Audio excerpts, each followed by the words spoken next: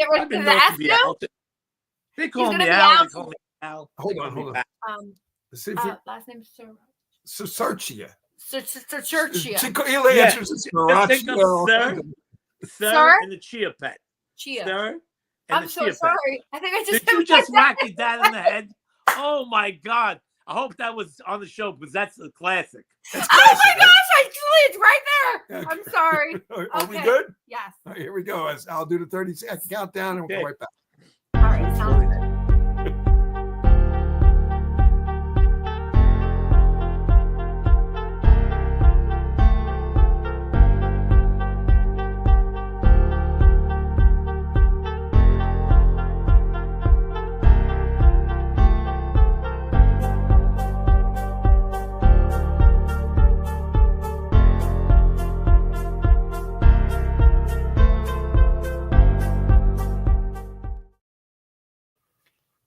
Good evening, everyone. Today is Tuesday, February 11, 2025. Welcome to the Dani Perro See, Show. we're live. Here, there's balloons going on behind you. Happy celebration. I am here with Sal Sirchia. Sirchia. Sirchia. Just told Wait a minute. Have you been hanging out with Fran? Hanging out with Fran because actually I Fran haven't. calls But me in the Sal beginning, Sriracha.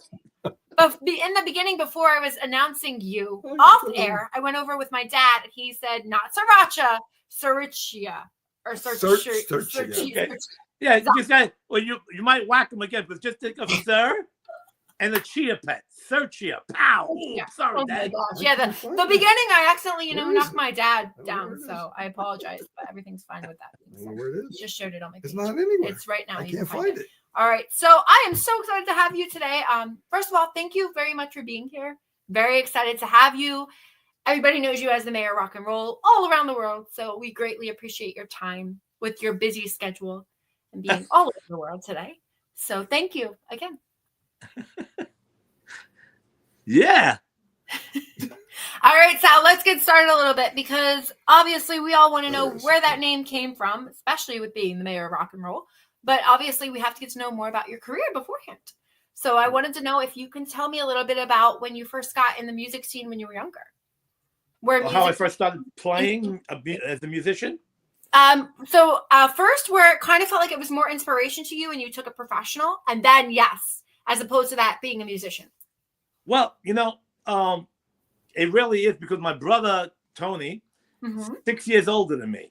And he was, a guitar player, and he had a cover band back in the 70s and all that, even in the late 60s.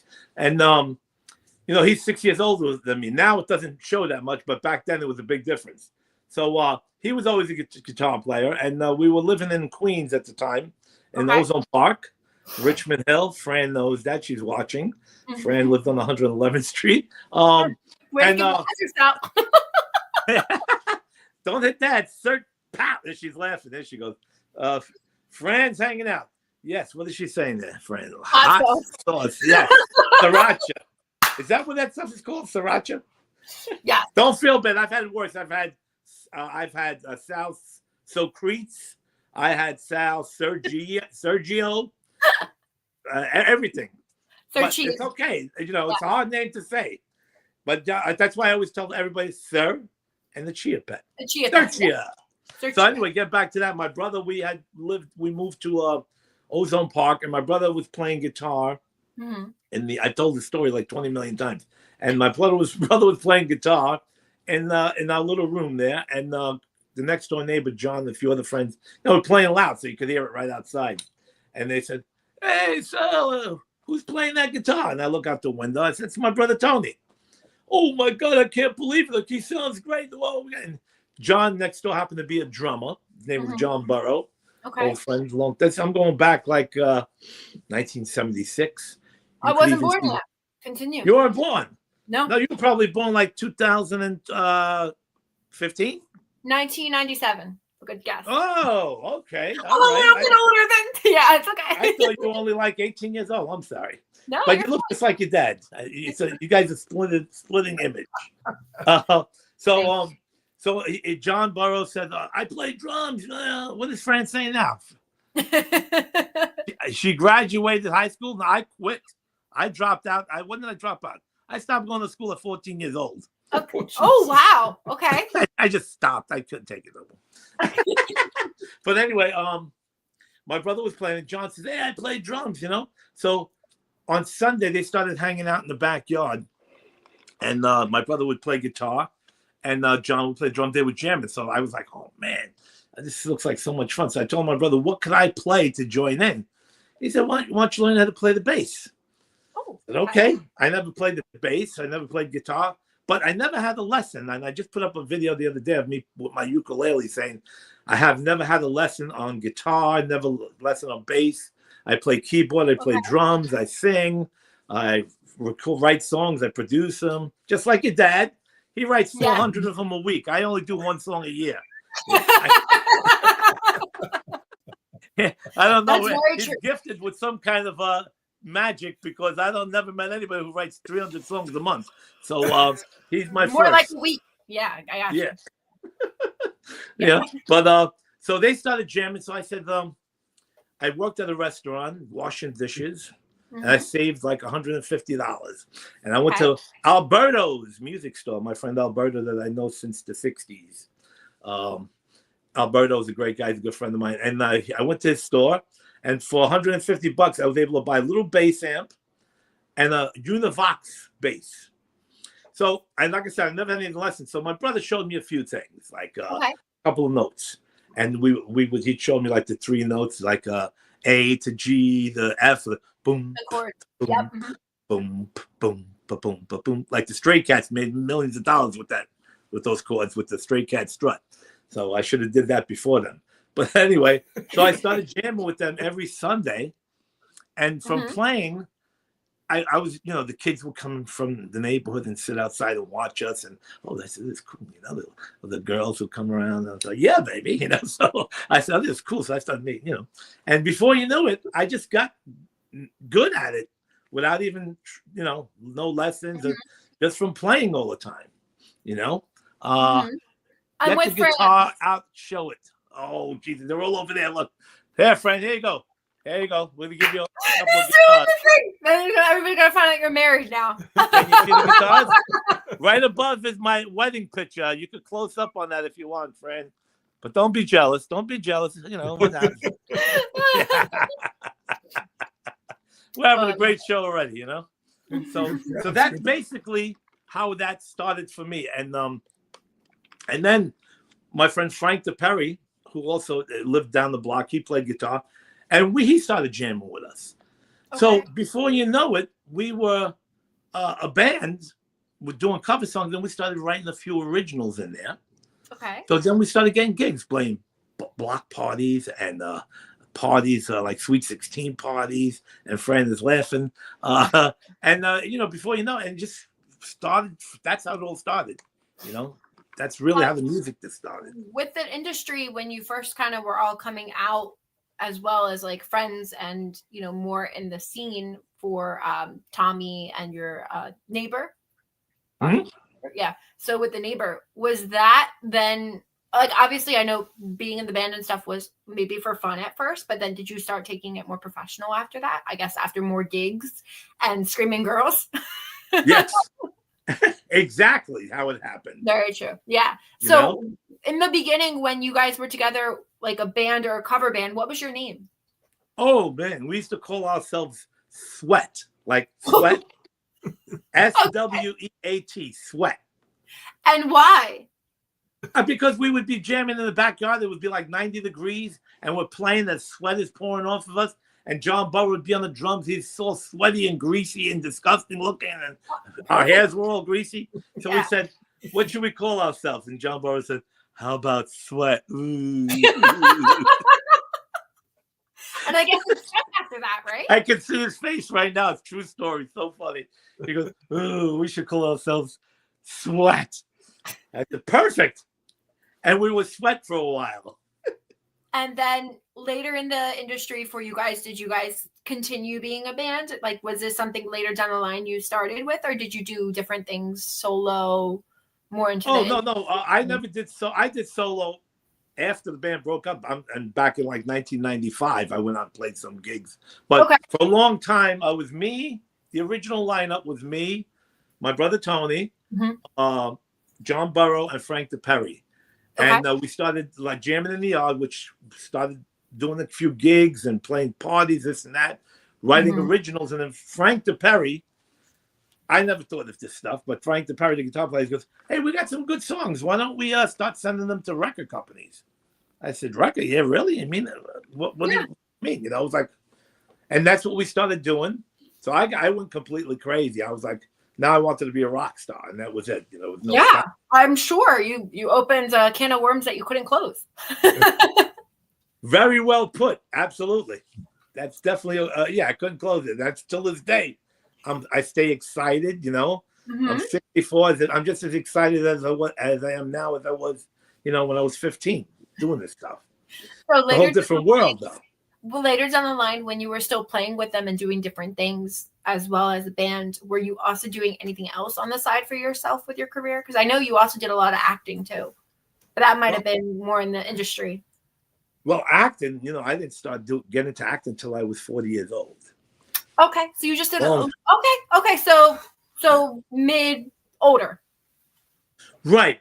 The reason why, I mean, I had a lot of friends. I mean, okay, getting back to the music and playing the clubs and this and that, and then we started changing a lot of musicians. You know, people drifted off. And Frank did this and John did that, and me and my brother always stuck together. And I got some more musicians. I got my friend Mick Santoro, then this guy Anthony Arice. And then Kenny Lee and Paul, and just went on and on and on. And for many, you know, I started playing all these clubs, and then we played the China Club. Well, first I went to the China Club just to hang out. Okay. I worked in the video store. It was probably 1984, going into 85. I worked in the video store, and this guy Richie comes in with my friend Johnny. And on the shelf, we have music videotapes. Did they have videotapes in 1997? Or does Danny, you know? Yeah, I know you're talking about VHS. They still had some. VHS. Yeah. Like Blockbuster now. Yeah. Yes. So on the wall, there's the music section. Okay. And there's a video of this guy, you know, Genesis and Jethro Tull and Julian Lennon. So Richie says, he points at Julian Lennon. He goes, "Oh man, Julian Lennon, he was hanging out in my club last night." I said, "Julian Lennon hang out in your club? What club is this?"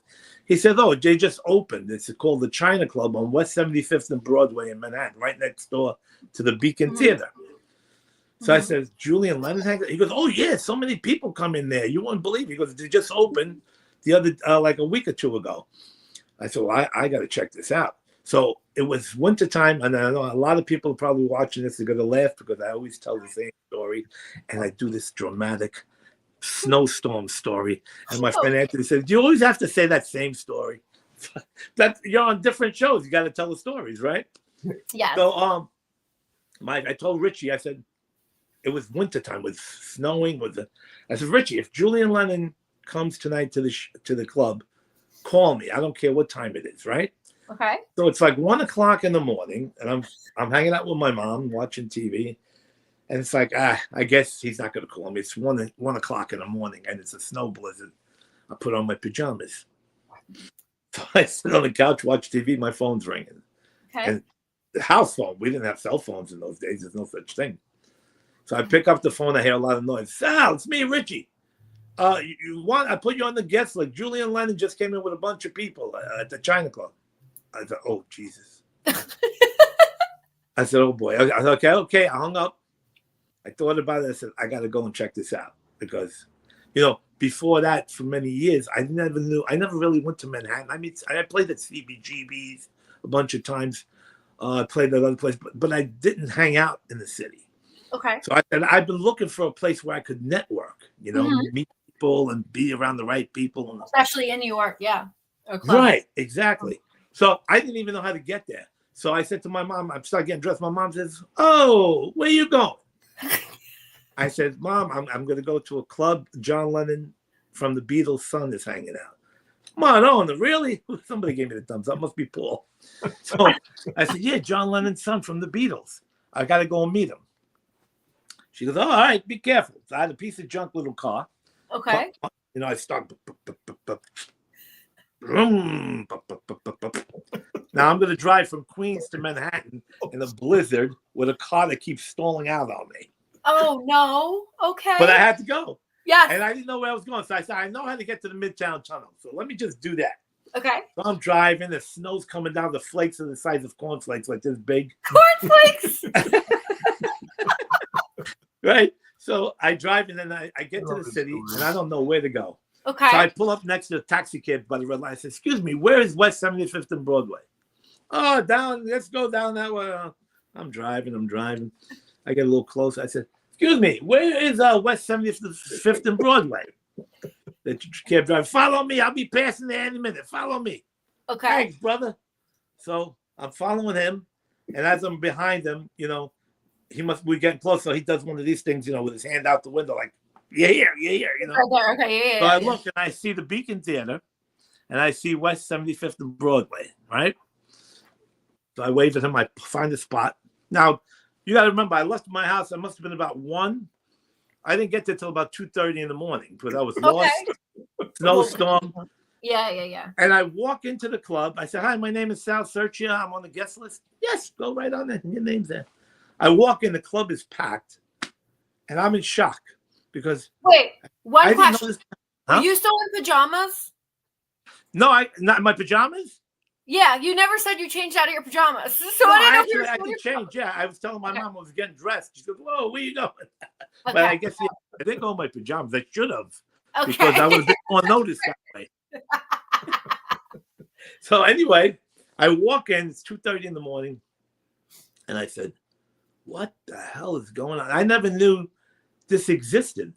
I didn't know at 2:30 in the morning that there was 1 million people hanging out in clubs in New York. I figured everybody's sleeping. Not in New And I York. started walking down. The first person walking towards me is Julian Lennon, getting ready to go to the bathroom. So I go up to him. I have no intimidation. I treat everybody like a lost long relative. I'm like, "Brother Julian, what's happening?" He goes, "Hey, mate, how you doing?" Shakes my hand, goes to the bathroom. And I'm looking. And I see J.J. Jackson at one table, all the guys from MTV, the MTV VJs all hanging out at one table. Wow. I look at another table. I see Robert Gordon. I see all these famous people. I'm like, am I dreaming? What's going on here? Mm-hmm. And then Julian comes back, and and I just thought he thought I was nuts because he never met me. And to me, I feel like I know everybody. I feel like you're supposed to know me, man.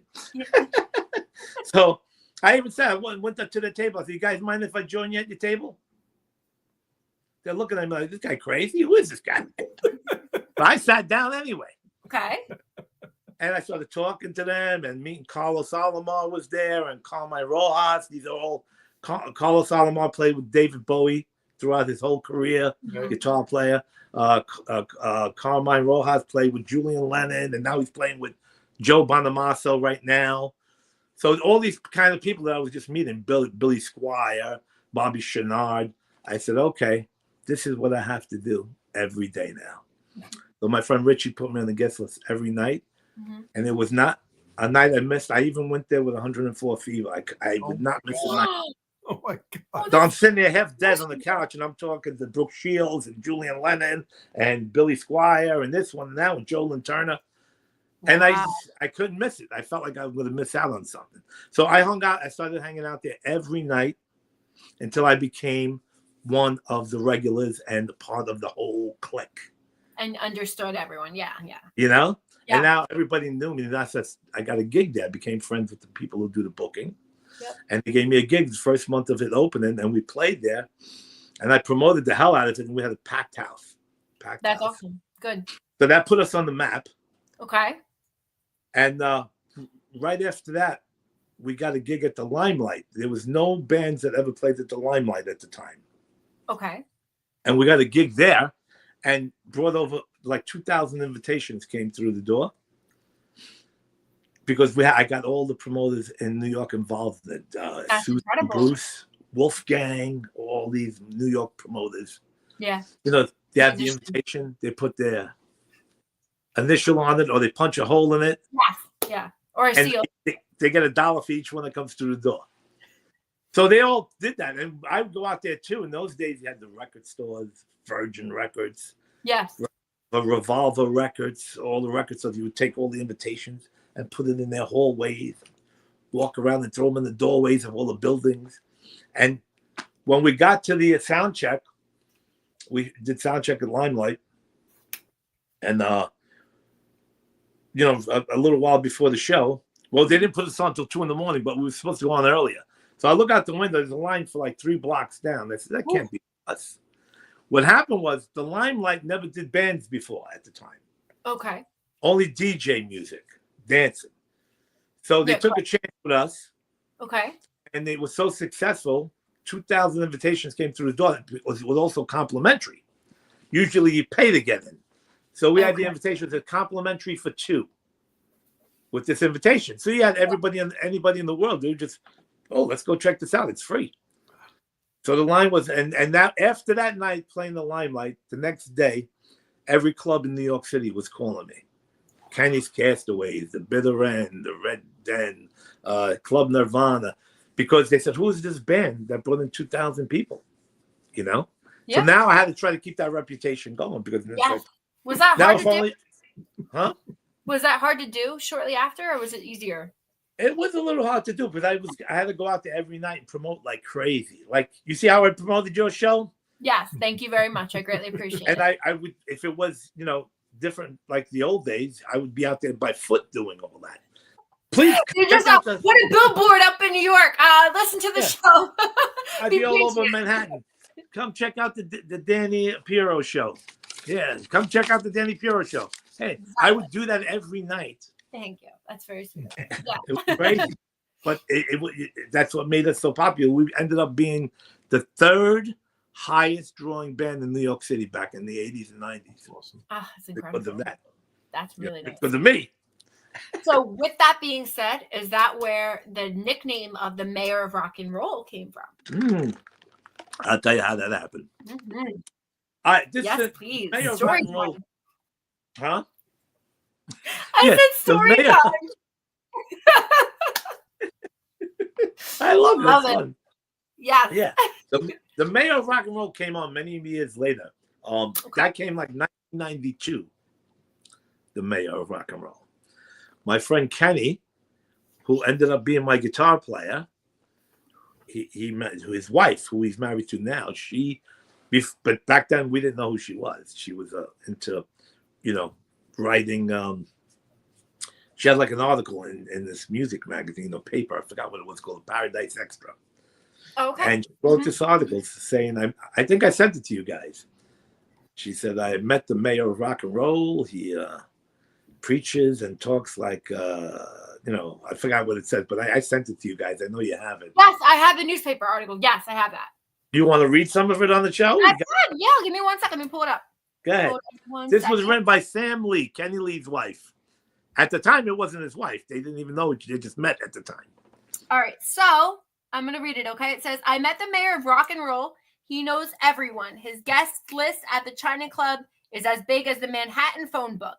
He's outgoing and effervescent with a Cheshire cat smile and ready to laugh. Oh, he is. He greets everyone like a long-lost relative and remembers their name and face when he sees them again. And he will see them again. It's not hard to spot the Mayor of Rock and Roll. He's a cross between Elvis, Jimmy Page, and Santa Claus. He holds court at the China Club on the Upper West Side of Manhattan. If you don't know him when you walk in, you will by the time you leave. And ladies, hold on to your hearts because he'll try to steal them. If he doesn't propose marriage the first night, he surely will the second. The Mayor of Rock and Roll is Sal Sirchia, lead singer, songwriter for Crystal Eyes in the election year. Sal is a political figure. He campaigns, says all the right things, makes sure no one leaves without remembering him. And I think when it comes time to vote, we should elect Sal Mayor of Rock and Roll for another term. Yeah, that was, and you know what? That could have been easily forgotten about. But I'm a persistent guy. Those days we didn't have the internet. Yeah, no, I don't think it even came out until 2000s. Fran said so true. She knows her stuff. Fran, you are indeed all right. So it could have been easily forgotten about. But you know how I am. So what I did, I had an article. And I'd be at work. I worked, you know, and I'd have a Xerox machine, and I would make hundreds of copies. Just make copies of that page you just read. And every gig I would play, I would put them on all the tables, every table. Even the nights that I didn't play, just hanging out at the China Club. Yeah. I said, oh, wait a minute. Eric Clapton's over there with Rod Stewart. And, I see Keith Richards and Chuck Berry. They got to know who the Mega Rock and Roll is. Let me put these flyers on their tables. And I've seen some of them. Some of them, like, I remember even David Bowie, he's looking at it. He's like, Salvador. He called me Salvador, David Bowie. He's called me Salvador. He says, I said, Dave, you remember the Mayor of Rock and Roll, don't you? Dave Bowie said, I'm trying my best not to remember, mate. Oh, that's awesome. I'm sure there was a lot of memories there, though, too. That's my God. Let me tell you, it's magical. Magical memories. I hung out at the China Club for a decade, from 1985, when they opened, all the way till 1995. They closed the old one, and they opened up a new one. I was still going to the new one.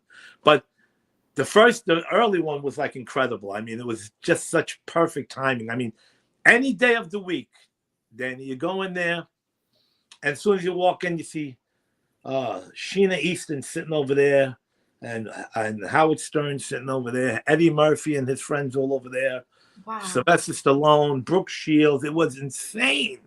I mean, if 200 people were hanging out, like 150 of them were celebrities. It was like that place. And I was blessed to end up there because it changed my whole life. It really did. It really changed my life because I went from not knowing anybody to becoming friends with some of the most famous people in the world. And I still remain friends with them. It's not like those days are gone. I have their phone numbers. We're friends with them and everything. And we still keep in touch. That's awesome. You know? And you would think with all these people I know that I would have been able to get a hit song off the ground somewhere. Poor guy. Well, you know what? It depends on the industry and how it was back then. I mean, it's harder now, unfortunately. Exactly. I mean, I had Billy Squire. I said, Billy Squire, you want to record one of my songs? And he would listen to the tape. And he'd say, Sal, you know, he says, good songs, brother, good songs. Billy Squire, you know Billy Squire, right? Stroke man, you know. Yes. Huge. Yeah. And he said, good songs, brother, but not really what I'm looking for. Okay. Well, I mean, I was trying to become a rock star myself. I got this close to being signed to a major record deal back in 1988 with my song "Can't Love Without You," and Robert Stigwood. Okay. Robert Stigwood was the Bee Gees manager. Okay. And if you watch Grease, Saturday Night Fever, all those movies, you'll see produced by Robert Stigwood. That was all his projects. Okay. The Sgt. Pepper movie with Bee Gees and Peter Frampton, all Robert Stigwood. And he managed the Bee Gees. Now, James Daly was his A&R guy for the record company. And James Daly was also Andy Gibbs' manager. Oh, I just want to be your everything. Yes. Yeah, I know the song from my dad. We were playing at the China Club, and I met James Daly, which was still good friends. Now he's not in the music business no more. He's a magician now. He bends your spoons and all that stuff. Me and him remain good friends, but he was such a great guy. We became friends hanging out at the club. That was the thing, you know, you hang out networking. So different now. Now you send a song, you're just another song with a million other people. But when they get to know you. Yeah, you have to. You have to show them there's something different as opposed to you than another artist. Why would I choose you? What's the point of me choosing you if you sound like everyone else? There's nothing unique about you, you know? You're 100% right. And that's exactly what it is. And then they meet you as a person and they like you as a person. That's the other key, you know? You know, you're just not another guy sending a tape and a needle in a haystack.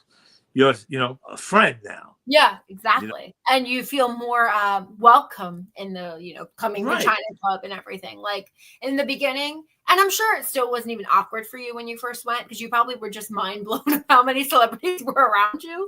And you know that you also have to keep your cool with them because you don't want to scare them. You know, you find that out later down the line how you have to be.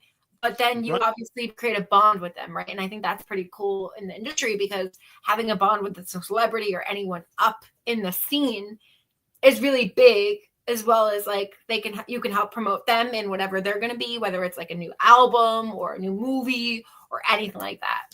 You know, it's just nice for you to have that partnership with them. Yeah, absolutely. And getting to become friends, you become friends. It's a whole different ballgame. I mean, I used to do things. I'll say you and your dad are gonna crack up. I used to do things like, okay, we'd be at the tables. Like I remember one night, and I'm always networking. I didn't do drugs. I didn't really drink. I would buy a Diet Coke with lemon. Oh, to drink. The China Club, I had a reputation for the coolest tipper. You'd have famous celebrities who would come in and order expensive drinks and don't leave a tip. Mm-hmm. And I would order a Diet Coke and still give a $2 tip. So the bartenders at the China Club used to say, Sal is the only guy who gives me a $2 tip for a Diet Coke. Aww. He said, the Diet Coke is only $1. But you still would give it a tip. Yeah.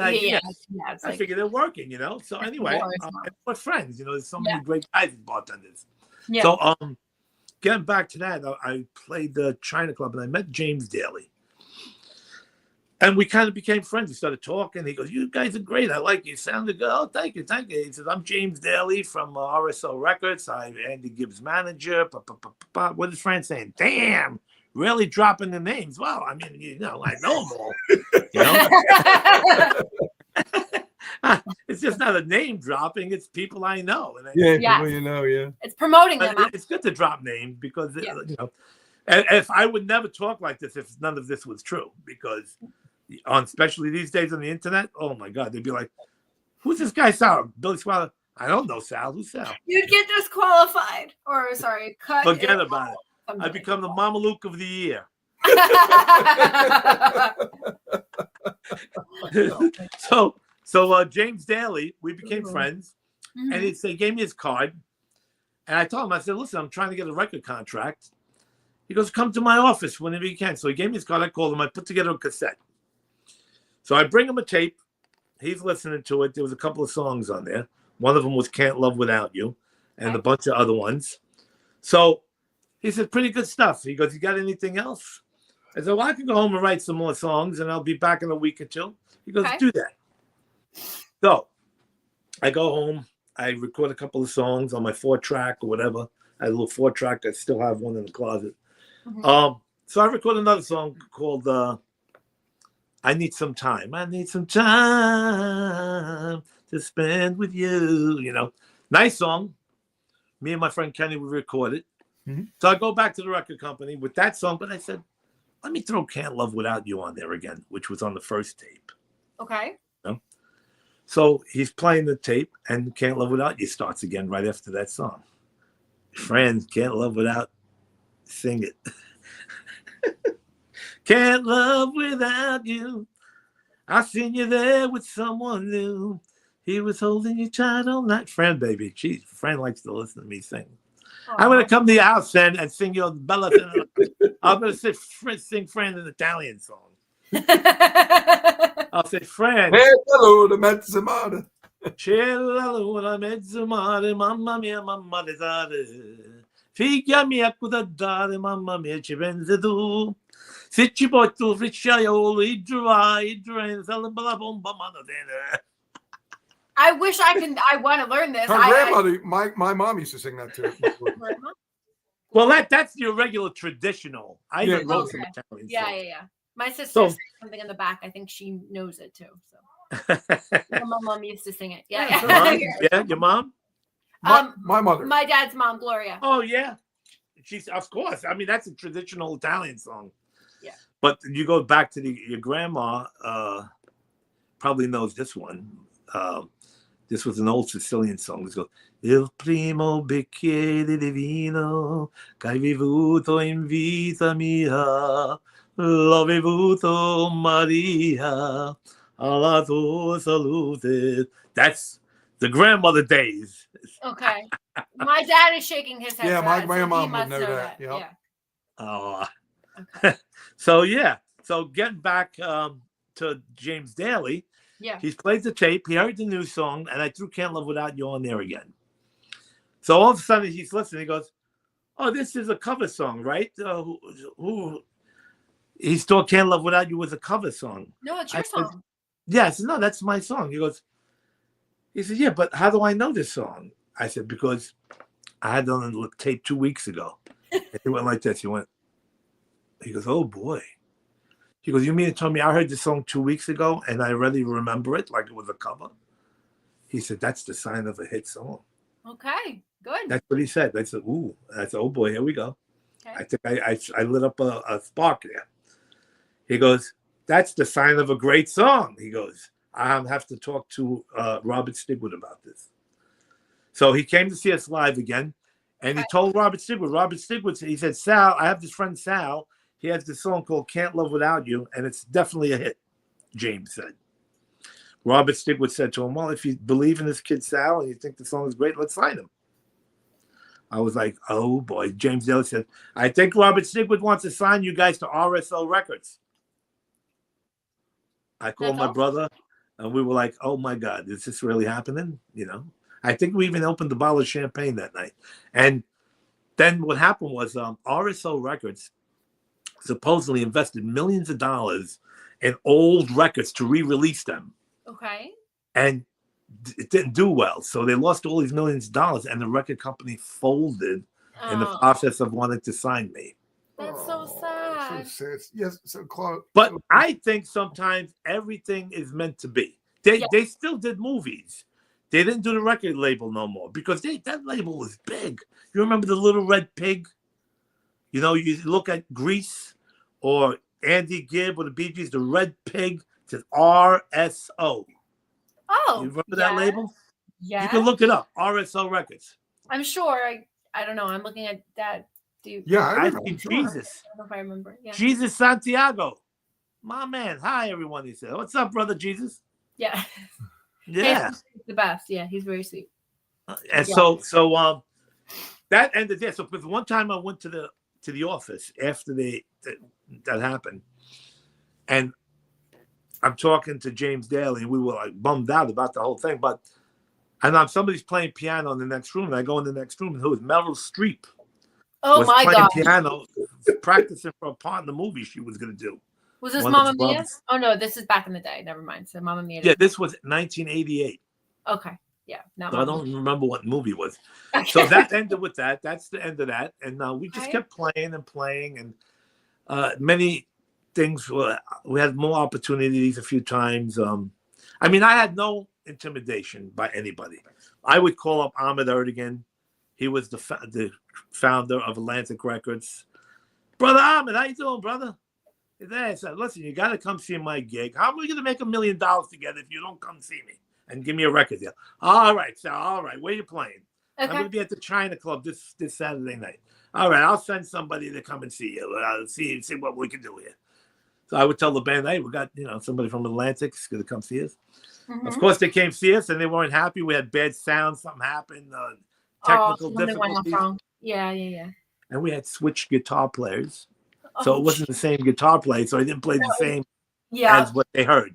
Yeah, exactly. Oh, geez. So I kept going. And then we played a bunch of gigs. There was a couple of music lawyers from Los Angeles approached me after a show and said, you guys are great. I love your songs. If you come to LA tomorrow, we'll get you a major record deal. Okay. My brother just had a baby. My mom, I'm living with my mom. I can't leave her alone right now. This guy just got married. The drummer had no money. I was like, we can't go to LA tomorrow. Impossible. That wasn't, we weren't the guys from Kiss who got in a van and drove there with the same outfits on for 3 days. And that's how you make it. Yeah. When you have a band that everybody's doing this, everybody's doing that, it's hard. But you have to be like Madonna and Kiss and the Beatles, they gave it their all. They didn't work day jobs. They didn't get married. Well, they did, but they didn't get it. Still did what they had to do. Yes. It's a different ball game. So what was I getting at with this? So that was the end of RSO Records. Okay. And the China Club, we just kept playing. Okay. And then in 1995. We did our last gig at the China Club, and then we kind of separated for a while. We didn't say, oh, the band's breaking up, but we just didn't. I didn't book any gigs. Without me doing anything, it's all over. Just like I always tell Gene, without Gene, there's no Mayor of Rock and Roll show. Yes, I know. That's the truth. He does. And with the band Crystallized, without me, yeah, we've never done anything. Yeah. You know, I did it all. I booked the rehearsals. I booked the gigs. I co-wrote the songs. I wrote my own songs. I did everything out promoting every night. Scheduled them, tell them where to come. Yeah, everything like that. Yep. You know? So then I did a few solo gigs and I hit 40 years old. I said, well, nobody's going to give you a record deal at 40 years old. Well, you can never say that. That's not fair. Well, no, it's the truth. I mean, you could still do music, but no record company will sign an artist at 40 years old. The only person who got signed at 40 years old was Bruce Hornsby. Was produced by Huey Lewis, and Huey Lewis pulled a few strings, and he got Bruce Hornsby a record contract at 40 years old. He was the only one, and he had a big hit with that. You have a big hit. The way it is, right? The way it was. You know it, right, Gene? You know the song? Yeah. Dad, you look like a ghost because you're not in the scene. You're just talking. No, that's all right. I'm here. Yeah, but everybody could be like, "Who's that talking in the corner?" Yeah, Bruce Hornsby. I think the song goes the way it is. Yeah, it was. A good song. And he was the only artist in the history of music that got signed to a major record deal at 40 years old. I mean, other people. There's people like independent labels that you put out, a blues band, or these labels that you have the album in the store and nobody, it doesn't even sell. Or if it sells, you don't make a dime from it. I mean, I have friends of mine that have 20 CDs back in the record store days, and they never made a dime. You would think they're rich. Say, oh, he must be a millionaire. Look how many albums he's got out. Not a dime. They didn't sell any of that. That's all the product that they purchased themselves, so they never got a chance to sell it. Right. In the old days, you needed the major record companies, the majors, where they signed you and gave you $1 million to, and then they would post and promote the hell out of you and have it played on the radios. Then you become a big sensation. But you go on these independent labels. It's very rarely, maybe once in a lifetime, those kind of bands hit big, just like the movie business. Yeah. It's true. It also depends on who you're signed with or who you're talking to. Because then you have to remember there's a lot of fake out there too that just want your money.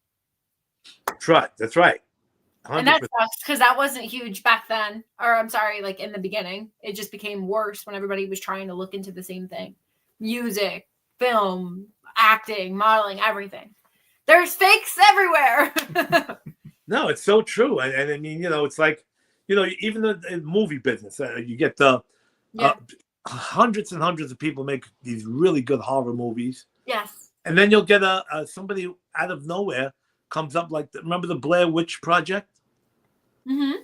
A handheld video camera. Yeah. All shaking and weird. And it became this huge classic. But how often does that happen? You know what I mean? It's hard to watch because it's too shaky. It makes me sick. It makes me feel motion sickness. But it's just like everything's the same. The music business, the movie business. So, I got into acting at 40 years old. I said, well, okay. The band broke up. We're not playing. I said, I'm still doing a few gigs here and there with acoustic guitars. Okay. Yeah, because you miss it. You probably like to, have right. Bring it out. Right. Like even now, till this day, I go to open mic jams in the neighborhoods. They have jam nights and I get up there and sing or play. I play bass or guitar. But so I hit 40 years old. I said, oh man, now like the no more band. What do I do? What do I want to do? Because I always worked. Don't get me wrong. I always worked, even when I did all that stuff. I still had to work. A job on. Yeah. Oh, absolutely. I mean, I was not a musician who could afford to pay all the bills just playing music. It was not going to happen. No. So I always worked, And even while I was working, I remember the time I was working in Kennedy Airport. And I would hang out at Terminal 9 because all the celebrities used to come off the plane. And I'd wait for the plane to arrive, and there'd always be some famous people coming out of the plane. I would start chat with them, give them a tape. Hey, you want to check out my songs? Billy Joel, this one, that one. Even though I hung out with Billy Joel at the China Club with Julian Lennon one night. Me, Steve Thompson, which Dad knows Steve Thompson. We had him on the show. Yep. Mm-hmm. Me, Julian Lennon, Steve Thompson, and Billy Joel sat at the table at the China Club the whole night. Billy Joel kept pinching my cheeks. And I said, what do you think you are, Italian? You're not Italian. Yeah, I know you're a paisan. Constantly pitching my cheeks. Aww. Nice guy. Yes.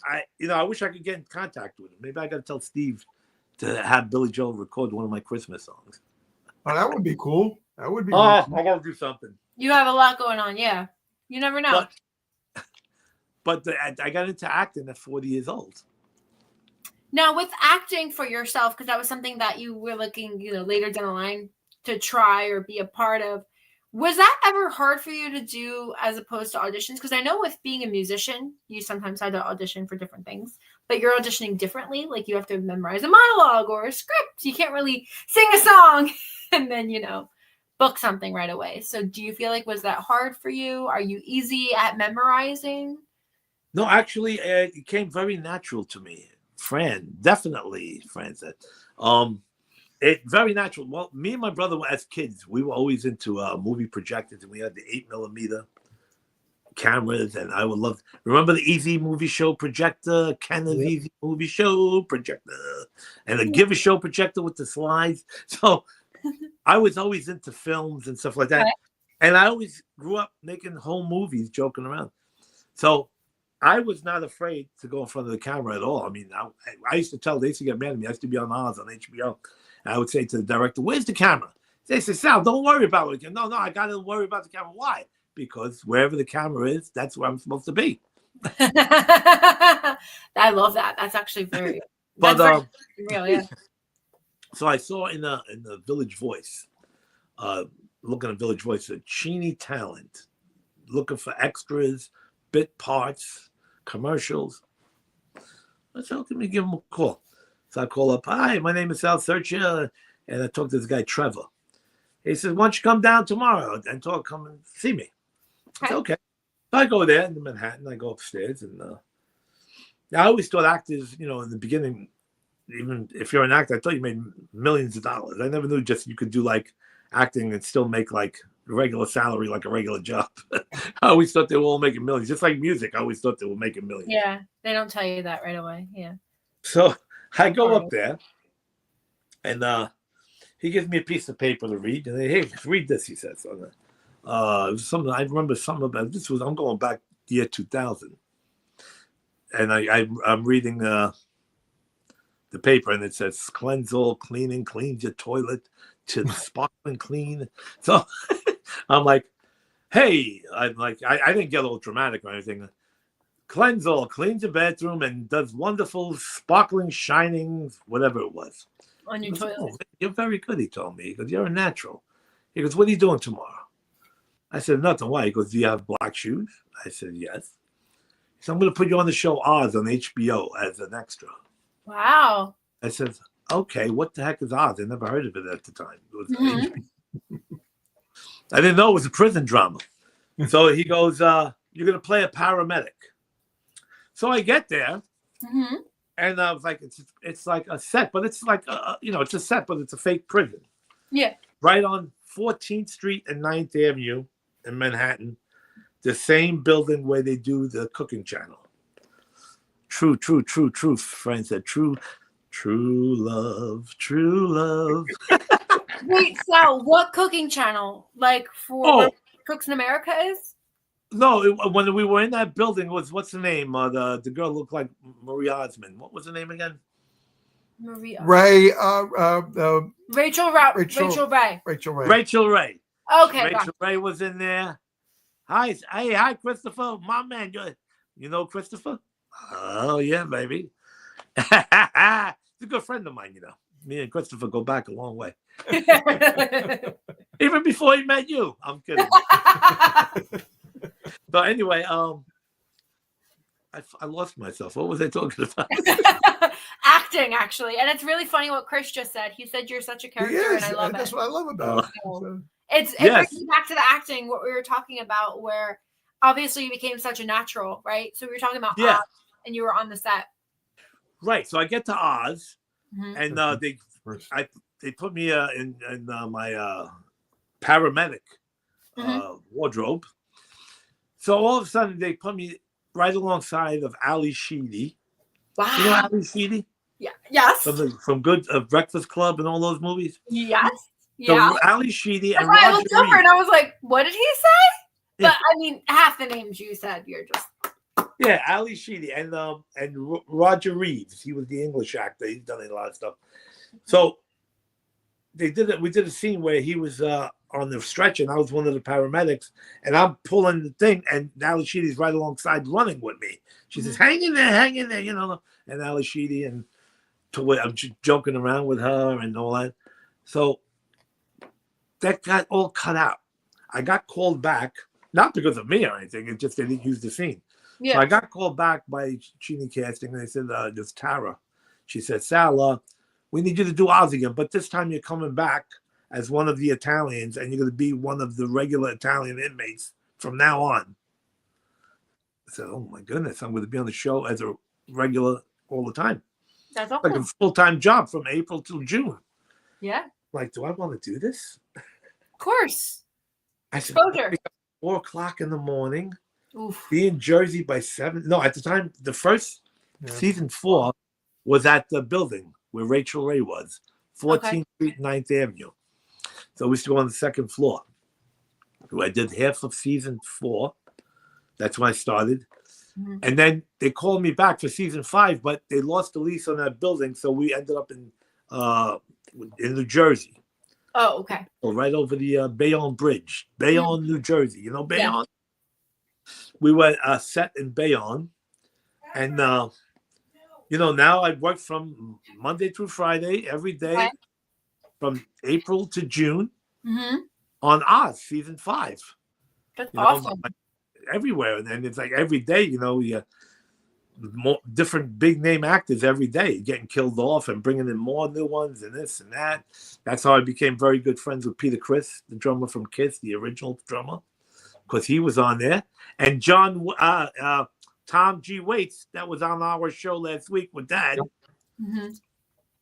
stabs him in the neck. He was also on Oz, the prison drama. It was a very, very hard show. I mean, I don't even like to watch it myself. I mean, I see myself and I'm like, ugh. While you're doing the show, everybody's a sweetheart. Everybody's such nice guys and good acting, I'm sure. Scary looking dudes with, all tattooed and muscles and scary, look like killers. Meantime, I'm like, hey Sal, what's up, buddy? How you doing, brother? Oh, that's awesome.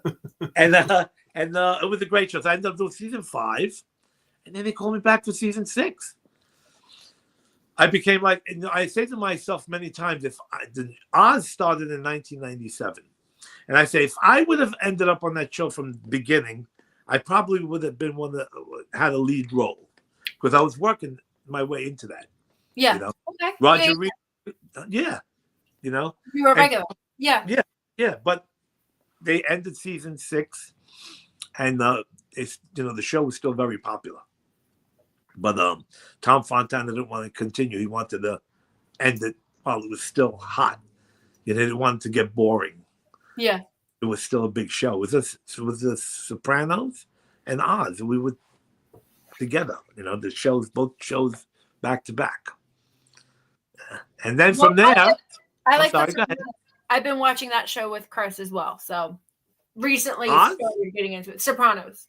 Oh, Sopranos. Yes. Yeah, that was what happened was on Oz. They were focusing on the Italians a lot, but when the Sopranos hit HBO, they kind of told Tom that there's too much red sauce on the network. There's too many Italians. So they started focusing less on the Italians on Oz because of the Sopranos. Yeah. We were still in there. Yes. But not as like in the beginning before the Sopranos came, it was like focusing on the Italians a lot, the Sicilians. Yeah. And it changed. But it's a great show. It's a great show. And then from there, I made so many friends actor friends. I love that. Yeah. And that's how I ended up doing a lot of movies. Did you do you do anything in comedy as well? Because you're very you make people laugh. I'm sure you should have friends in the it's like you're not the first one. You just blew my mind that you said that, because so many people say, Sal, how come you've never tried stand-up comedy? You're hilarious. You never did? But you're perfect at it. Yeah, you didn't try it yet. And he's a natural dad too. Yeah, I got to do it. And you know, so many people. I have friends of mine. I once in a while I think about doing it. You know, they got those clubs where they have like a 15-minute amateur night or whatever. Yes. Well, Stress Factory. I mean, you're in New York, right? Yeah. You're in New York. There's Stress Factory in New Brunswick and New Jersey as well. I know the owner, Vinny Brand, as well. He's a good friend of mine. So many people tell me, Sal, you're crazy. You should try stand-up comedy. You're hysterical. But I have done some comedy sitcoms. Okay. They're so out there. Yeah, you have it under your belt. Mm-hmm. Yeah. But yeah, that's still in the back of my head. I'm like 64. I said, should I go out there one night and give it a shot? You should look into it or see if there's something you could. I'm sure between you and my dad, you guys can come up with something, even if you have to help him write a set list. We can even do a 15-minute comedy thing, you know. Oh, look, he's trying to steal you back on Hamilton Radio. No, I'm just kidding. You never know. He doesn't want you to leave. I don't want you to leave. I'm not going nowhere, brother. I'm hanging out. See, he's staying with me. You got me for the night. Where am I going to go? I'm sitting on the couch having the ball. What, is there anything better? A question for you regarding about being in like the acting industry and with doing some things that you did. You said you did some like sitcoms that were comedy as well. Do you feel like you ever got a chance to meet any of the big names comedic actors like Rob Schneider, Adam Sandler, Kevin James? I know you said Eddie Murphy. I have met a lot of them, absolutely, because not only did I'm in movies where I have nice parts, in some movies like Knock Knock, I'm the star. Yeah. And movies where I've worked with big names. And I also did a lot of extra work on a lot of TV shows that I met a lot of comedians. I used to be a regular extra on that show Ed, which was a lot of comedians. Mm-hmm. So many others, yeah. I've never met Adam Sandler. Okay. Never met him. But I worked in a lot of shows that had a lot of famous comedians, you know. What about Rob Schneider? He's my favorite comedian in the world. I met Rob Schneider, but not, I gave him one of my CDs. I didn't meet him on the set of a movie. Okay. At the Chiller convention.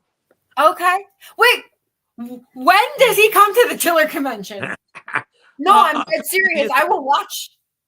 Yeah, maybe about, when was the last time I was there? You could go back and look. You could also like Google it, and there's the little what is it? When you get to Chiller, they give you the book that shows you where everybody is. Yeah, brochure. Yeah. The little brochure. He was so you could go put his name in and say Chiller Convention, and that'll pop up when he was there. Don't yell at when did he come? Probably was I little? Saturday Night Live or something like that. I'm gonna cry. Sorry, I love him so much. He was there promoting that show. He had like a show going on. What was it called? Real Rob? Wasn't it? Was it Real Rob on Netflix? I think that's what it was. Yes. He was at the Chiller, and my amazing family never told me anything. I didn't know nothing about it. I'm sorry. Look at that. Oh my gosh. His daughter is a famous singer, too. You know that? His daughter, I have on CD. Yes, Elle King. And I had his wife on my show, Patricia Maya Schneider, and I had his best friend, Jamie Lissow, on my show. So I am doing my best one day to pull down that bunch, because that's the biggest person in my life that I want on my show one day. That my goodness. Every day. But you know his wife, but you can't get him through his wife. I cannot get him through his wife because it's a certain agent. And what am I supposed to ask agent? Hey, agent, can you contact? It doesn't work. That's what's good about Sal. You don't need an agent. He knows everybody. Yeah. I'm just saying, right like, to the source. I mean, it was a situation where I talked to somebody. I think it was Olive was her manager. So it was through Olive to Patricia. And then from Patricia, I got Jamie. And Jamie Lissow is one of my good friends. He was in Real Rob. He's the amazing friend that does everything for him. You know, like his intern. If you've seen the show. I walked right up to him because every time I go to Chill, I'll go like 1 or 2 days. Sometimes I stay for all 3 days. Okay. Yeah. No, I love the Chill. We try to go too.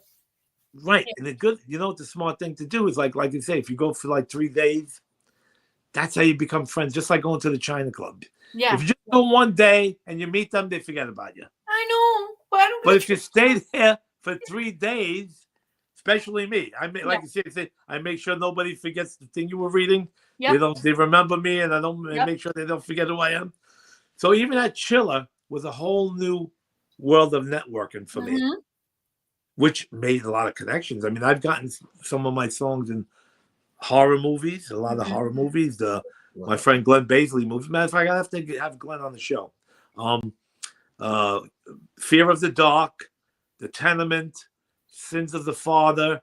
I have music in all those movies, and I'm acting in them. Okay. So once the band broke up and this and that, I started acting. I said, well, this is good.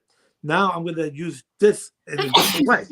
God bless you. Thank you. So sorry. Continue. So I said, no, you don't apologize. You sneeze. Wait, my nose itchy? Not yet. No, okay. If I sneeze, I'll probably go off the air because the camera will go flying down the block. It'll be like a hurricane. And I enjoy being a guest on the show more than actually hosting the show because I'm having fun. I can talk more. I love that you know Bozo. Bozo the Clown. I do know Bozo.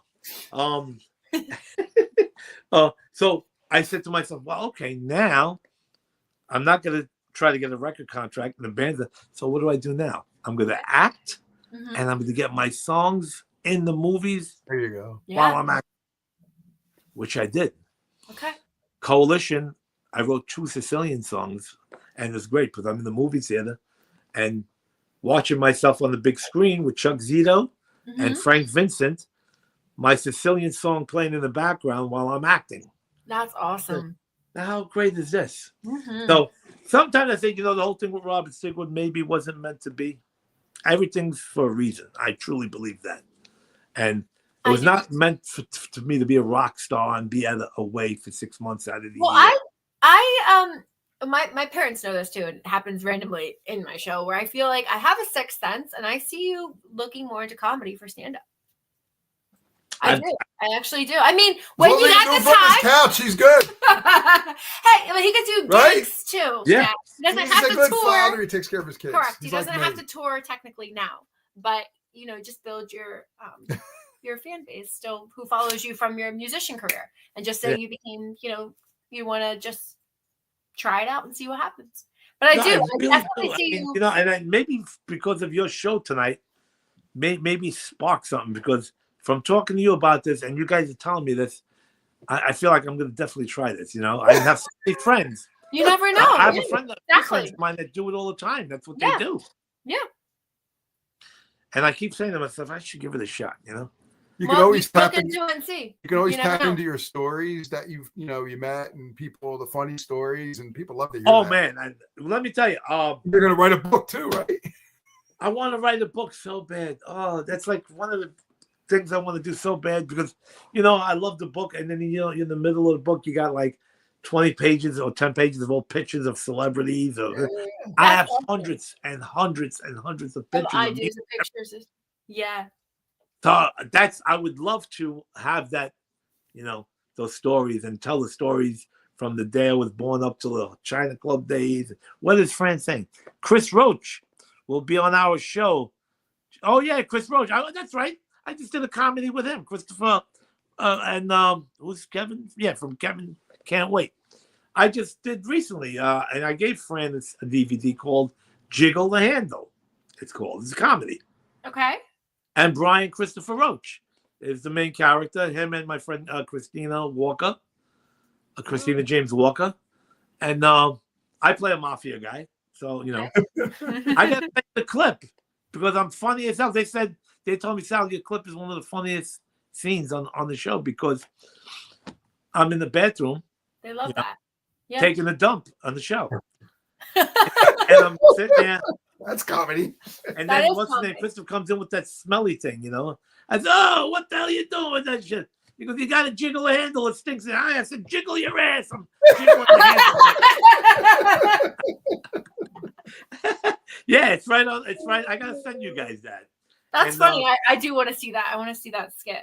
Yeah, the trailer's on YouTube, and I think I don't know if the whole show is on Amazon. It was for a while, and they used and I tell a lot of filmmakers that I know that they use music from other people, and then they're not allowed to get the show on.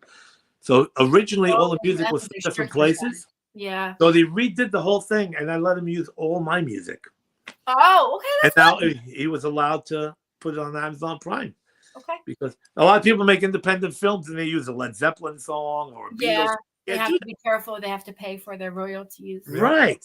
Mm-hmm. So I said to Joe, the writer and director of this, I said, here's 100 songs of mine. Use anything you want.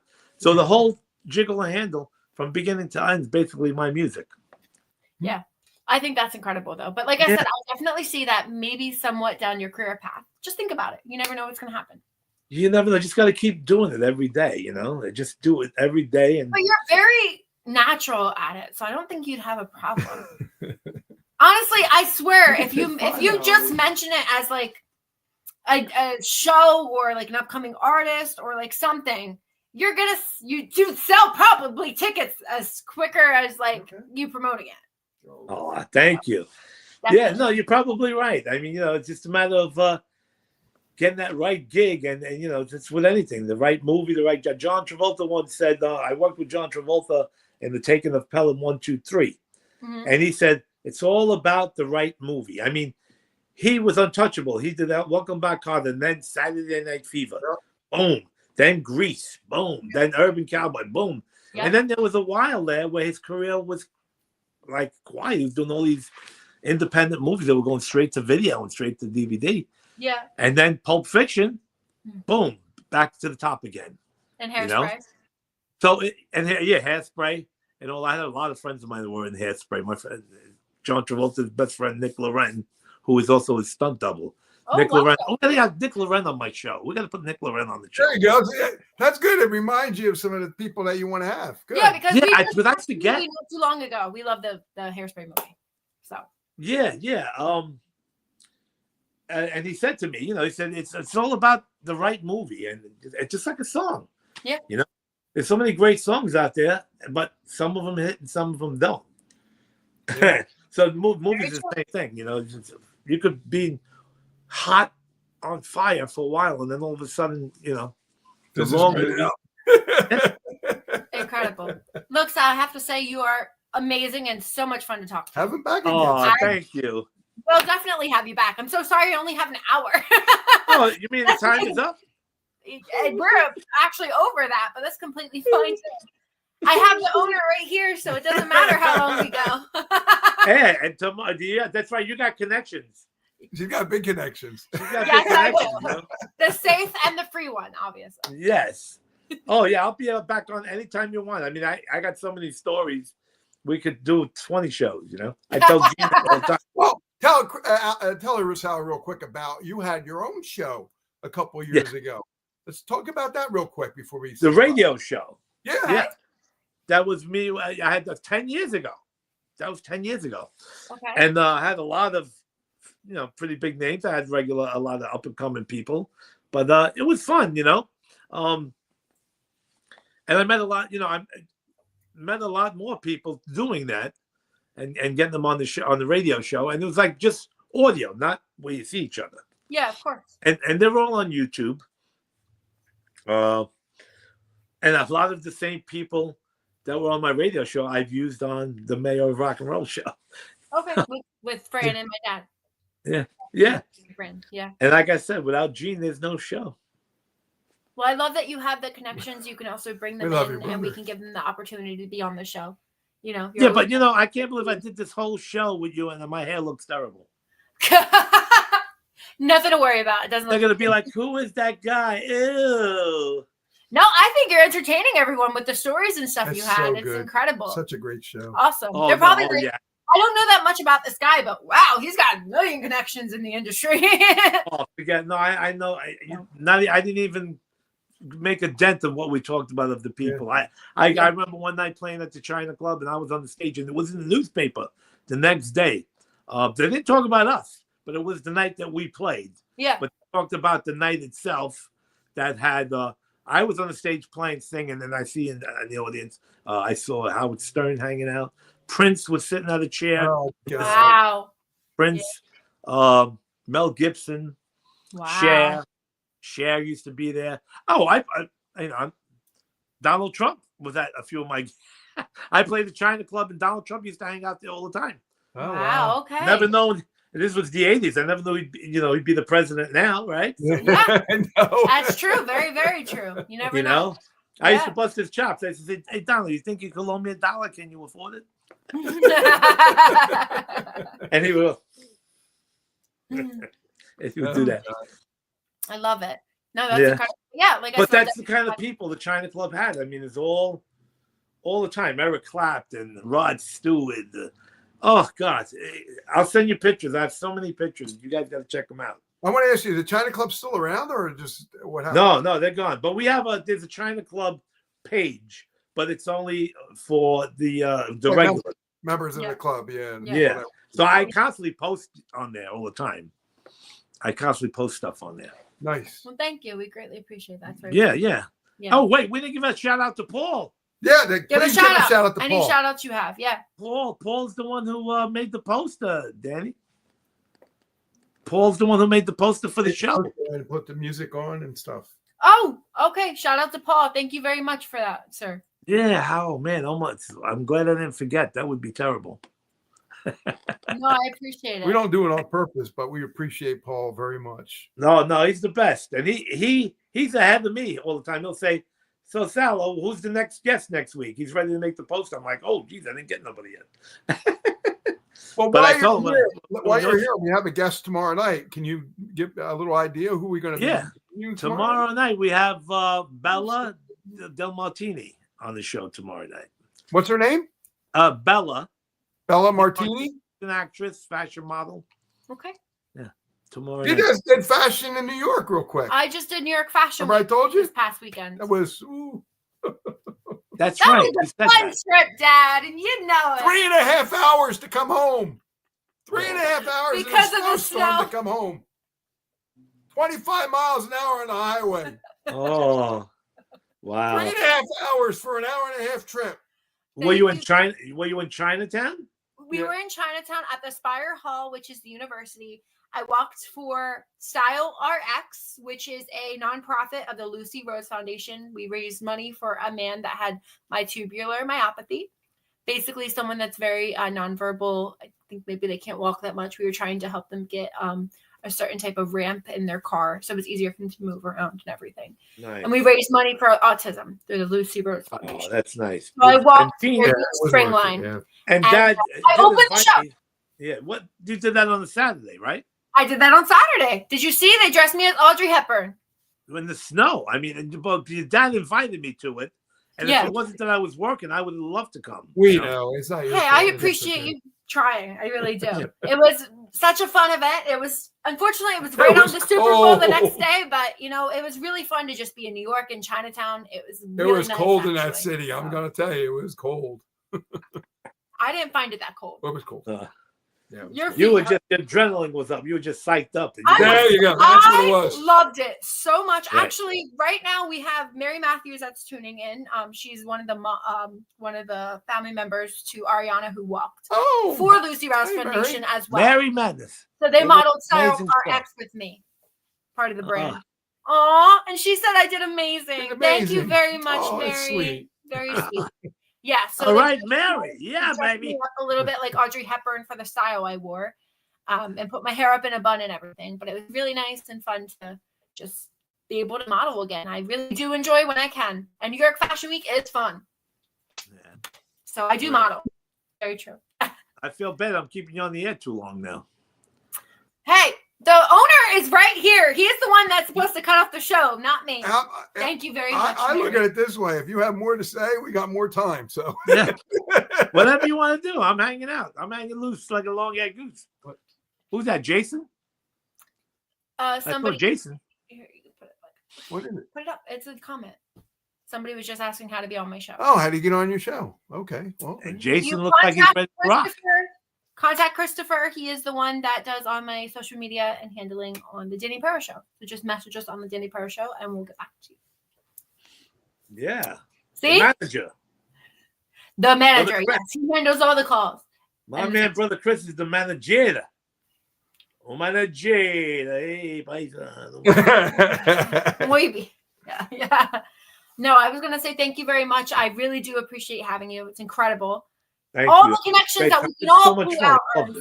So, Very nice. I'm very. See why I'm very proud of her. Yes. I'm very proud of her. I learned from him. I didn't grow up in radio, so I only grew up in radio because he's had the station since me and my sister were born. So 29 years, June. Yeah. No, you've had it for 30. Yours is 30. You're almost 31 now. Oh, I always say 29 years. Well, you remember your other daughter is 30. 30 years then, June. Okay. Yeah. Well, looks like we had a nice audience tonight. A lot of people commenting and you know. Yeah. Very nice. Well, I have to appreciate you very much for being on my show. Every Tuesday. Say anything he wants to say about himself, where people can meet him or whatever. Where can we find you on your social media? Where people can find you and reach out to you?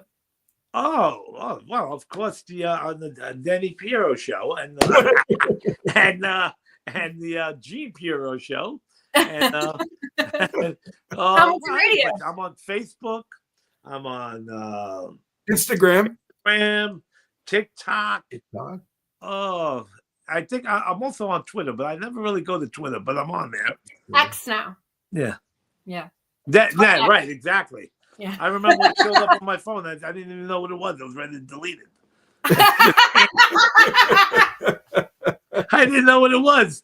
Why? What about the MCA? Yeah. I said, well, I didn't even know what that was. I love it. Wait, we got to close up on the guitars one more time. Here we go. Oh, Ready? do the guitars. Yeah, show the guitars. There we go.